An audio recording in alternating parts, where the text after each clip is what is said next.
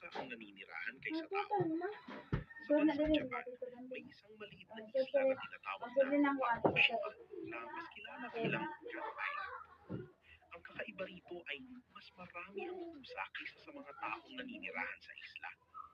Noong una, dinala ang mga pusa upang kontrolin ang dami ng mga daga na sumisira sa mga lambat at bangkang pangisda.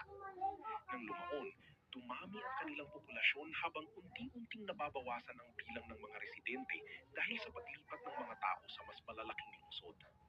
Sa kasalukuyan, ang mga pusa ang tila tunay na may-ari ng isla. Malaya silang gumagala sa mga kalsada, pantalan at paligid ng mga bahay. Dahil sa kakaibang tanawing ito, dinarayo ang Aoshima ng mga turista at mahilig sa pusa mula sa iba't ibang panig ng mundo. Isa itong patunay na may mga lugar sa mundo na tunay na kakaiba at lampas sa karaniwang imahinasyon. Alam mo bang may isang maliit na isla na mas maraming